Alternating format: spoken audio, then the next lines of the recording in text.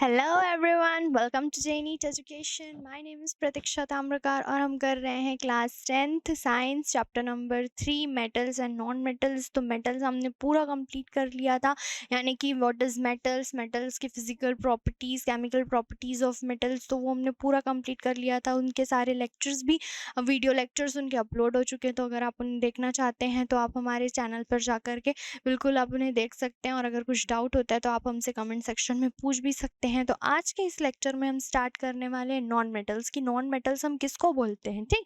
तो ऐसे कौन से एलिमेंट्स होते हैं जिनको हम नॉन मेटल्स के कैटेगरी में रखते हैं, और उनकी क्या फिजिकल प्रॉपर्टी होती, कौन सी उनकी क्या उनकी केमिकल प्रॉपर्टीज होती, तो ये सब आज हम आज के लेक्चर में डिस्कस करने वाले हैं। तो चलिए स्टार्ट करते हैं आज का lecture. Okay, so what is non metals? तो नॉन मेटल्स ऐसे कौन से एलिमेंट्स होते हैं जिनको हम नॉन मेटल्स की कैटेगरी में रखते हैं? सो देखते हैं। The elements which form anion by gaining electron is called non-metals. So those elements which form negative ions by gaining electrons are called non-metals. For example, जो नाइट्रोजन गैस है, oxygen, nitrogen, iodine, sulphur, carbon, ये सब क्या है? Non metals है। Okay, तो non metals हम किसको बोलते हैं? जो एलिमेंट्स जो होते हैं, ऐसे एलिमेंट्स, जैसे कि एक एलिमेंट हम ए ले लेते हैं, कोई एलिमेंट हमने ए लिया। अब ये जो एलिमेंट है, अगर उसकी टेंडेंसी ऐसी है एक इलेक्ट्रॉन को गेन करने की, इलेक्ट्रॉन गेन करने की टेंडेंसी है, तो ये इलेक्ट्रॉन गेन करके किस में कन्वर्ट हो जाएगा?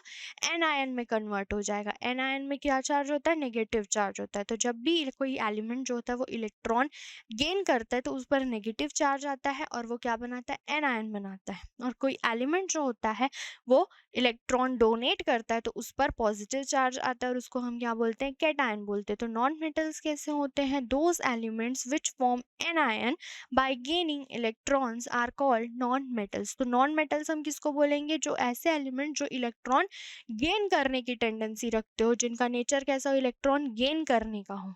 क्लियर? तो वैसे एलिमेंट को हम बोलेंगे नॉन मेटल्स। फॉर एग्जाम्पल है आयोडीन, है fluorine, chlorine, bromine, iodine.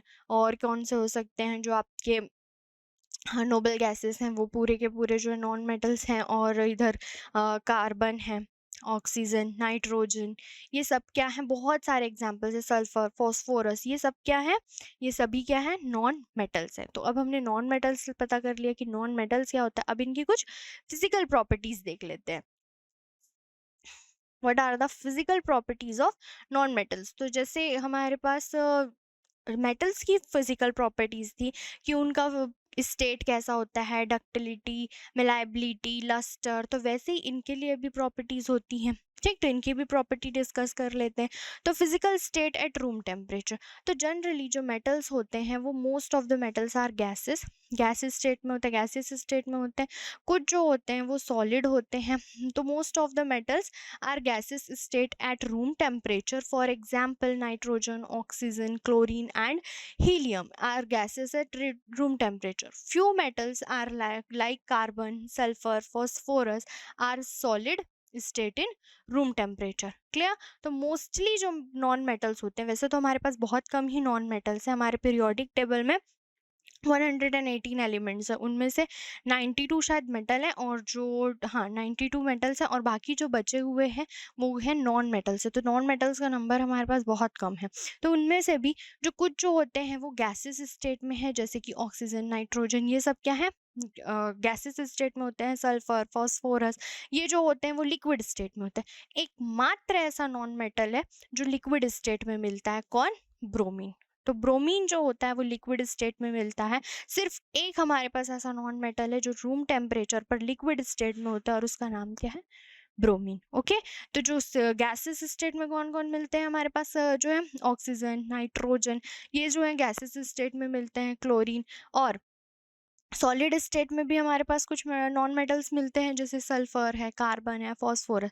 But gases state में सिर्फ एकमात्र जो नॉन मेटल मिलता है वो कौन है? ब्रोमीन। ये देखिए, ये ब्रोमीन लिक्विड स्टेट में बहुत रेडिश टाइप का कलर है, रेड ऑरेंज, और जब ये निकलता है तो बहुत फ्यूम्स निकलते हैं इसके साथ।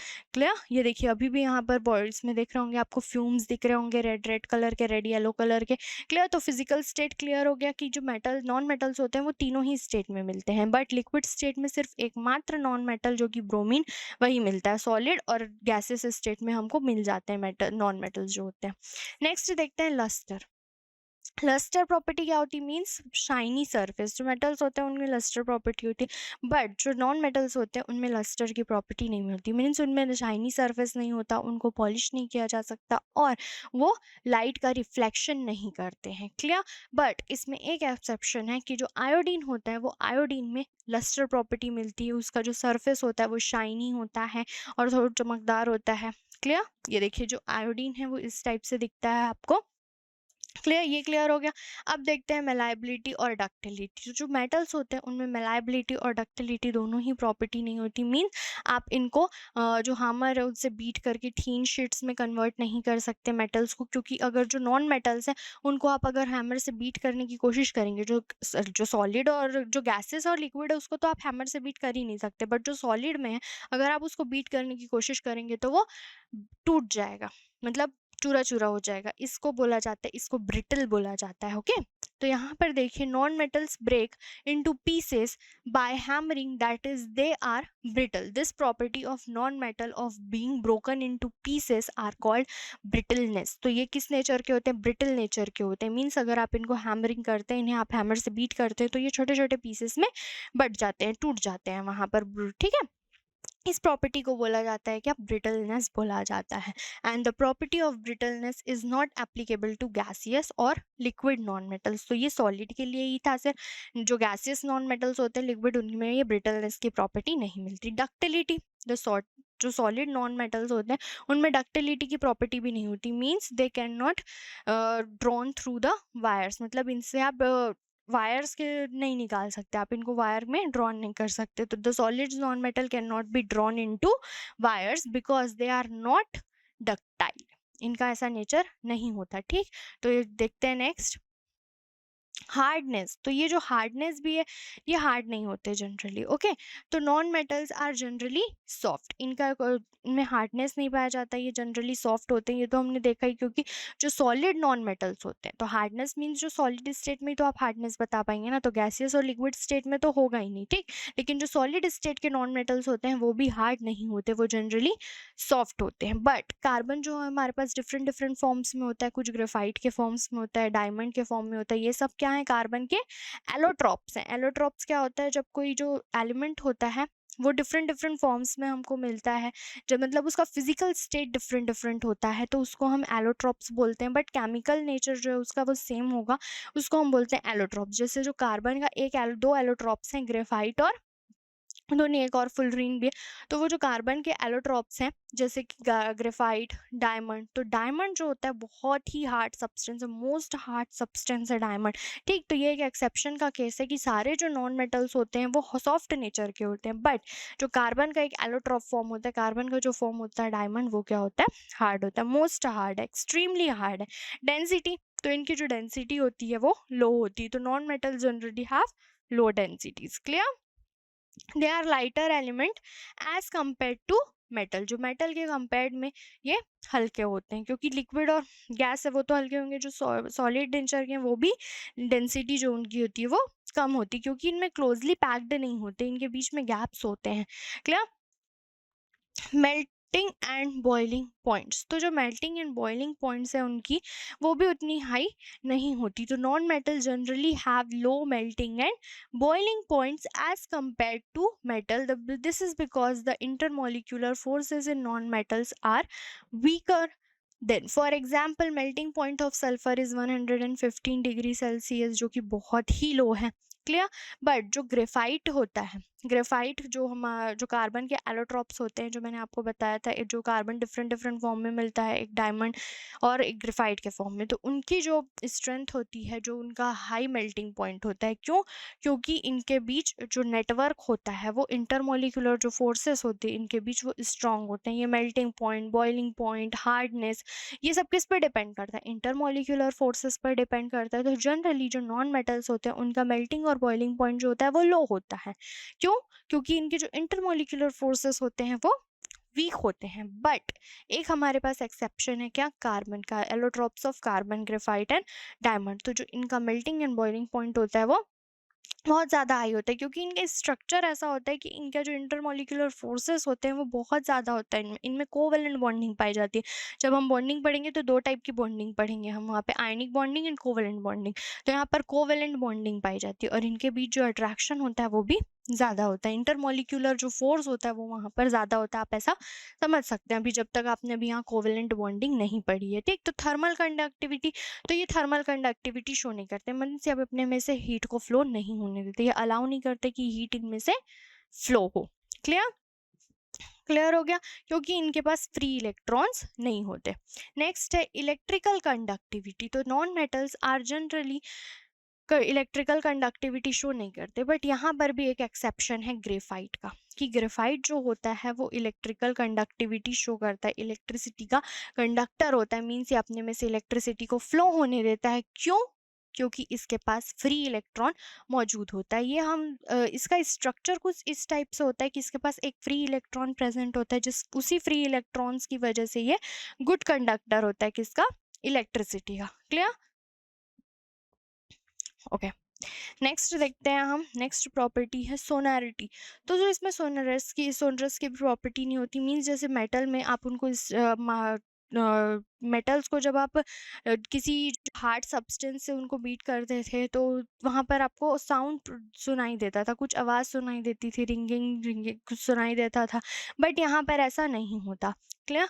तो जो नॉन मेटल्स होते हैं are generally non sonorous, means they do not produce sound when struck with a hard substance. Clear? तो जो स्ट्रेंथ है, तो जो नॉन मेटल्स होते हैं उनका स्ट्रेंथ भी क्या होता है? वो नॉट स्ट्रॉन्ग, वो उन लोग स्ट्रॉन्ग स्ट्रेंथ के नहीं होते। मीन्स जो इनका स्ट्रेंथ होता है वो वीक होता है, ये स्ट्रॉन्ग नहीं होते। क्यों स्ट्रॉन्ग नहीं होते? क्योंकि इनका जो इंटरमोलिकुलर फोर्स ऑफ अट्रैक्शन होता है इनके बीच वो वीक होता है। क्लियर? नेक्स्ट है कलर। हाँ, जो मेटल्स होते हैं वो कलरफुल नहीं होते, बट जो नॉन मेटल्स होते हैं वो कलरफुल होते हैं। फॉर एग्जांपल यहाँ सल्फर देखिए, सल्फर जो है वो येलो कलर का होता है। फॉस्फोरस, फॉस्फोरस भी हमारे पास वाइट फॉस्फोरस, रेड फॉस्फोरस, ये दो टाइप के फॉस्फोरस होते हैं। Selenium and iodine are greenish white. तो सिलेनियम और आयोडीन जो होते हैं वो ग्रेनिश वाइट कलर्स के हमारे पास प्रेजेंट होते हैं। तो आपको ये प्रॉपर्टीज क्लियर हो गई होंगी। उनके एक्सेप्शंस को आपको ध्यान में रखना है कि जो ब्रोमीन होता है वो लिक्विड स्टेट में मिलता है, ग्रेफाइट जो होता है वो इलेक्ट्रिसिटी कंडक्ट करता है, सारे जो नॉन मेटल्स होते हैं वो सॉफ्ट नेचर के होते हैं। बट जो डायमंड एकमात्र ऐसा है जो कि वो एक्सट्रीमली हार्ड है।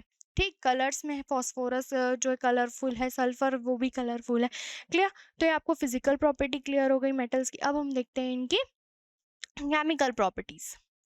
तो chemical properties of non metal, तो सबसे पहले हम ऑक्सीजन के साथ रिएक्शन देख लेते हैं।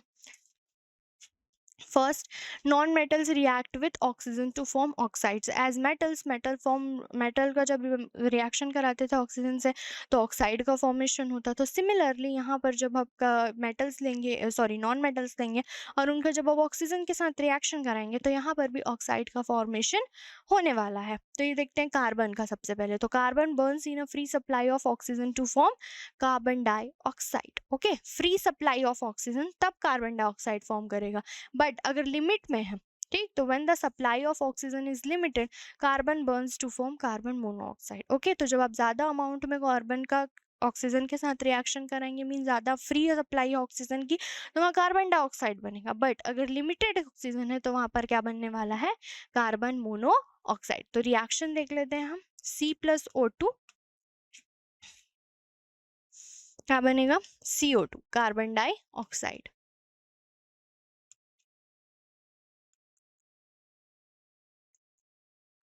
ओके, अगर लिमिटेड सप्लाई है,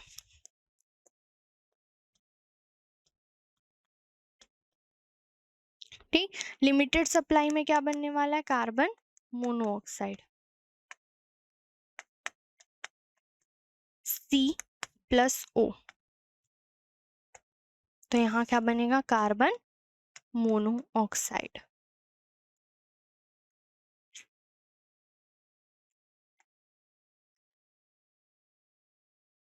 क्लियर, ओके। तो ऑक्सीजन, जो नॉन मेटल्स हैं वो ऑक्सीजन के साथ रिएक्ट करके क्या फॉर्म करेंगे, ऑक्साइड्स का फॉर्मेशन करेंगे।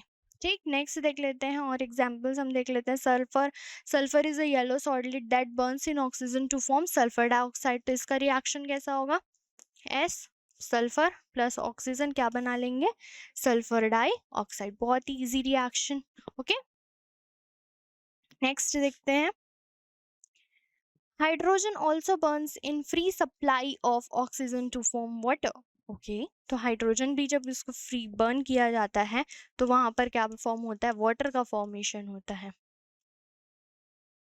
2H2O। Okay, clear. अब ये जो हमारे पास ऑक्साइड्स बने, इन ऑक्साइड्स का नेचर कैसा होता है, तो आपने पढ़ा हुआ था क्लास चैप्टर 2 में कि जो नॉन मेटल्स के ऑक्साइड होते हैं वो किस नेचर के होते हैं, एसिडिक नेचर के होते हैं। क्लियर, तो जो नॉन मेटल्स हैं उनके ऑक्साइड्स जो होते हैं वो जनरली किस नेचर के होंगे, एसिडिक नेचर के होते हैं। ये एसिडिक नेचर के होंगे मींस अगर आप इन्हें वाटर के साथ रिएक्शन कराएंगे तो आपको ये वीक एसिड्स का फॉर्मेशन करके देते हैं। क्लियर, बट हमारे पास कुछ जो ऑक्साइड्स ऐसे हैं जो कि न्यूट्रल नेचर के होते हैं, ना ही वो एसिडिक होते हैं ना ही वो बेसिक नेचर के होते हैं। तो the oxides formed by most of the non metals are acidic in nature. For example carbon dioxide, sulphur dioxide, ये देखिए acidic in nature. For example carbon dioxide जो भी बना था, sulphur dioxide, are acidic in nature. The acidic nature of these oxides is shown by their reaction with what. For example carbon dioxide का देख लेते हैं कि जब कार्बन डाइऑक्साइड किससे रिएक्ट करता है, वाटर से रिएक्ट करता है। तो वाटर के साथ रिएक्ट करके ये बनाता है कार्बोनिक एसिड H2CO3। ठीक, और जो कि ये एसिडिक होता है इन नेचर में। क्लियर, वैसे ही सल्फर डाइऑक्साइड के लिए देख लेते हैं कि जब सल्फर डाइऑक्साइड का रिएक्शन होता है वाटर के साथ तो ये फॉर्म करता है सल्फोरस एसिड। ओके, तो ये जो बने हुए सब्सटेंस है वो कैसे होते हैं, एसिडिक इन नेचर होते हैं। क्लियर, तो बट कुछ नॉन मेटल्स के ऑक्साइड जो होते हैं लाइक CO, NO, N2O, ये जो न्यूट्रल होते हैं। क्लियर हो गया। नेक्स्ट देख लेते हैं हम, नेचर ऑफ ऑक्साइड्स क्लियर हो गए। जो मेटल के ऑक्साइड्स होते हैं वो जनरली बेसिक इन नेचर होते हैं और जो नॉन मेटल्स के ऑक्साइड होते हैं वो एसिडिक इन नेचर होते हैं। ये हमें कैसे पता चलता है कि जब हम उनको वाटर से रिएक्शन कराते हैं और वाटर से रिएक्शन कराने के बाद जो हमारे पास बना हुआ प्रोडक्ट है, जो प्रोडक्ट बना उस पर आप लिटमस पेपर से टेस्ट कीजिएगा तो वहाँ पर आपको कलर चेंज दिखेगा और चेंज इन कलर हो जाएगा, वहाँ कलर चेंज होगा, उससे आप पता लगा सकते हैं कि ये एसिडिक नेचर का है कि बेसिक नेचर का है। क्लियर, तो रिएक्शन विथ वाटर, तो मेटल्स की तरह जो नॉन मेटल्स होते हैं वो वाटर से रिएक्ट नहीं करते हैं, बट जो कार्बन होता है, unlike metals, non metals not react with water and evolve hydrogen gas. However, carbon reacts with steam at high temperature to form a mixture of CO, carbon monoxide, and hydrogen, which is known as water gas. तो यहाँ पर जो non metals होते हैं वो metals की तरह जो है वो रिएक्ट नहीं करते वाटर से, बट जो कार्बन होता है वो स्टीम से रिएक्ट करता है और वहाँ क्या फॉर्म करता है, CO+H2, और CO+H2 carbon monoxide plus hydrogen gas का जो मिक्सचर होता है उसको हम बोलते हैं वाटर गैस बोलते हैं। रिएक्शन देख लेते हैं, कार्बन प्लस H2O क्या फॉर्म करने वाले हैं यहाँ पर, CO+H2, और इसको ही बोला जाता है water gas. Clear, clear. Next property देख लेते हैं हम इनकी। नेक्स्ट प्रॉपर्टी है रिएक्शन विथ डाइल्यूट एसिड। तो जो मेटल्स होते हैं, मेटल्स जो होते हैं वो डाइल्यूट एसिड से रिएक्ट करते हैं और क्या इवॉल्व करते हैं, हाइड्रोजन गैस इवॉल्व करते हैं, बट जो नॉन मेटल्स होते हैं वो डाइल्यूट एसिड से रिएक्ट नहीं करते हैं। जो नॉन मेटल्स कैन ऑक्सीडाइज और ये कंसनट्रेटेड एसिड से रिएक्ट करते हैं। ओके, तो इनका जो रिएक्शन होता है वो डाइल्यूट एसिड के साथ नहीं होता, बट जो कंसनट्रेटेड एसिड होते हैं यहाँ पर दिया हुआ HNO3 H2SO4 इनके साथ वो रिएक्ट कर लेते हैं और क्योंकि क्योंकि ये जो होते हैं गुड ऑक्सीडाइजिंग एजेंट्स होते हैं। क्लियर? नेक्स्ट हम देखते हैं रिएक्शन विथ सॉल्ट सॉल्यूशन। तो जैसे हमने मेटल्स के लिए देखा था कि जब मेटल्स रिएक्ट करता है मेटल सॉल्ट के सॉल्यूशन से, तो वैसे ही यहाँ पर जो नॉन मेटल्स होते हैं वो भी रिएक्ट करते हैं अपने जो सॉल्ट सॉल्यूशन होते हैं जैसे। तो यहाँ पर देखते हैं, तो like metals reactive non metals can displace less reactive non metal from its salt solution. जैसे यहाँ वहाँ मेटल्स के केस में जो हाईली रिएक्टिव मेटल होता था वो सॉल्ट लेस रिएक्टिव मेटल का सॉल्ट सॉल्यूशन होता था, वहाँ से लेस रिएक्टिव को डिस्प्लेस कर देता था। उसी तरह से जो यहाँ पर हम सॉल्ट सॉल्यूशन लेते हैं, अगर वो सॉल्ट सॉल्यूशन है किसका, लेस रिएक्टिव नॉन मेटल्स का, और अगर उसमें आपने डाल दिया हाईली रिएक्टिव नॉन मेटल, तो वो उसको डिस्प्लेस कर देगा। जैसे कि सोडियम ब्रोमाइड, सोडियम ब्रोमाइड का हम रिएक्शन कराते हैं और इस सोडियम ब्रोमाइड को हम रिएक्ट कराते हैं किससे, Cl2 से, क्लोरीन से। तो क्लोरीन जो होता है वो ब्रोमीन के कंपैरिजन में रिएक्टिव होता है, तो क्लोरीन क्या करता है, इस ब्रोमीन को इसके सॉल्ट सॉल्यूशन से डिस्प्लेस कर देता है। क्लियर? ये क्लियर हो गया। And form sodium bromide. For example chlorine being more reactive can displace bromine to form sodium, ये क्लोराइड है, एक second, chloride solution. Okay, sodium chloride solution का यहाँ पर फॉर्मेशन होता है और ब्रोमीन जो होती है वो रिलीज हो जाती है, ब्रोमीन जो है वो अलग डिपॉजिट हो जाता है यहाँ पर। क्लियर? तो आई होप आपको जो नॉन मेटल्स हैं उनकी प्रॉपर्टीज क्लियर हो गई होंगी, नॉन मेटल्स क्या होते हैं ये क्लियर हो गया, उनकी प्रॉपर्टीज क्लियर हो गई होंगी। तो यही नॉन मेटल्स की जो प्रॉपर्टी है। क्लियर? अब हम जो नेक्स्ट वीडियो लेक्चर है, नेक्स्ट वीडियो लेक्चर में हम देखने वाले हैं आयोनिक कंपाउंड्स की, जो मेटल्स और नॉन मेटल्स रिएक्ट करते हैं तो वहाँ पर क्या फॉर्म होता है ये हम देखने वाले हैं। इसके पहले एक और टॉपिक बचा हुआ है, वो भी हम देख लेते हैं।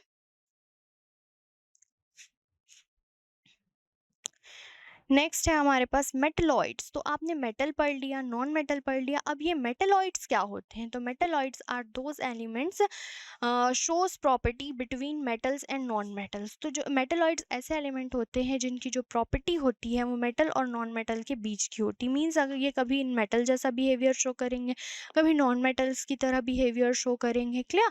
तो इन जो एलिमेंट्स होते हैं इनको मेटलॉइड्स बोला जाता है। फॉर एग्जाम्पल है गैलियम है, arsenic, antimony, selenium, tellurium, silicon, germanium, silicon gallium नहीं, silicon, germanium, arsenic, antimony, selenium, tellurium, ये सभी क्या होते हैं, मेटलॉइड्स होते हैं। मेटलॉइड्स मीन इनकी जो प्रॉपर्टी है वो मेटल और नॉन मेटल दोनों की ही तरह ये बिहेव करने वाले हैं। तो metalloids are generally greyish white solid that have metallic appearance but are brittle. तो जनरली ग्रेइश वाइट सॉलिड है बट उनके से ब्रिटल है। Most of their physical and chemical properties are intermediate in nature. Okay, तो ये जो metalloids होते हैं, ये जो मेटलाइड्स हैं वो इलेक्ट्रिकली इंसुलेटर होते हैं। मतलब ये जो रूम टेम्परेचर है वो इलेक्ट्रिक कंडक्टर नहीं होते, इंसुलेटर होते हैं, यानी अपने में से इलेक्ट्रिसिटी को फ्लो नहीं होने देते। बट अगर आप इनका टेम्परेचर इंक्रीज कर देते हैं तो वहाँ ये इलेक्ट्रिकल कंडक्ट करने लगते हैं, यानी कि अपने में से इलेक्ट्रिसिटी को फ्लो होने देते हैं। और अगर इनमें हम डोपिंग कर दे रहे हैं, डोप करना मीन्स